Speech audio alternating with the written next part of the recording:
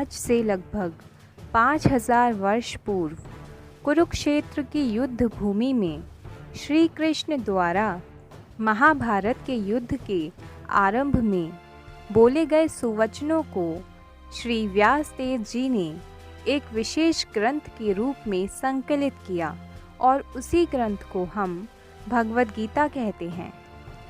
भगवद गीता विश्व के सबसे प्राचीन धर्म सनातन धर्म का प्रमुख ग्रंथ है। श्रीमद् भगवद गीता किसी विशेष धर्म के अनुयायियों के लिए ही नहीं बल्कि सभी धर्मों के लोगों के लिए मान्य है, अर्थात यह संपूर्ण मानव जाति के लिए है। गीता की सबसे बड़ी विशेषता यही है कि इसे स्वयं भगवान ने अपने श्री मुख से कहा है। इसके साथ ही गीता में यदि कोई सबसे विशेष है तो वो हैं स्वयं भगवान श्री कृष्ण। श्रीमद् भगवद गीता ने प्राचीन काल से मानव जाति को जीवन जीने की हिम्मत दी है। जीवन एक संग्राम है और इसीलिए कुरुक्षेत्र की रणभूमि में गीता का गान एक सुयोग्य पृष्ठभूमि का सृजन है। भगवान ने अर्जुन को निमित्त बनाकर विश्व के मानव मात्र को गीता के ज्ञान द्वारा जीवनाभिमुख बनाने का चिरंतन प्रयत्न किया है। जीवन रोने के लिए नहीं है, भाग जाने के लिए नहीं है, हंसने के लिए है, खेलने के लिए है, संकटों से हिम्मत से लड़ने के लिए है।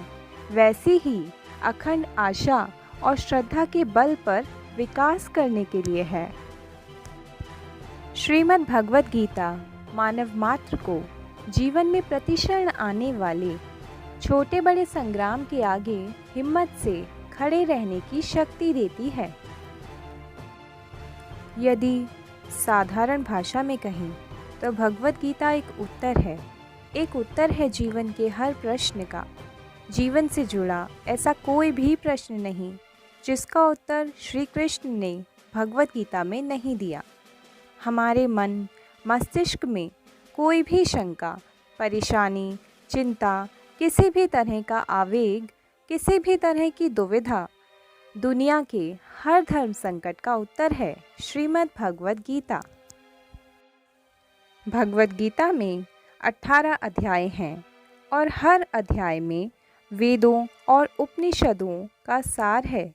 इसके हर अध्याय के हर श्लोक में आप अपने को अर्जुन समझिए, क्योंकि अर्जुन की हर शंका, हर डर, हर समस्या वैसे देखा जाए तो हमारी ही परेशानी है और हर परेशानी का हल बता रहे हैं स्वयं भगवान श्री कृष्ण। श्री कृष्ण को केवल अर्जुन का सारथी मत मानिए, उन्हें अपने जीवन का सारथी भी मानिए। उनके कहे अनुसार यदि हम चलेंगे तो हम सारी परेशानियों को आसानी से पार कर जाएंगे। हम सभी प्रभु के अंश हैं, आत्माएं हैं और ये ज़िंदगी हम आत्माओं के लिए एक इम्तिहान है अपने सबसे अच्छे रूप को बाहर निकालने के लिए। और श्रीमद् भगवद गीता हमें इस इम्तिहान को पास कराने वाली महत्वपूर्ण पुस्तक है। भगवद गीता मानव जाति के हर वर्ग के लिए प्रेरणा का स्रोत बनकर रही है। उदाहरण के लिए भक्तों को इसमें साक्षात भगवान के दर्शन होते हैं और ज्ञान के जिज्ञासुओं को इसमें दिव्य ज्ञान के दर्शन होते हैं। इसी तरह श्रीमद् भगवद गीता संपूर्ण मानव जाति को किसी न किसी रूप में लाभान्वित करती आई है। भगवान श्री कृष्ण ने उस दिन कुरुक्षेत्र की रणभूमि में गीता का ये दिव्य ज्ञान मानव जाति के कल्याण के लिए ही दिया था, मानव जाति के उत्थान के लिए ही दिया था।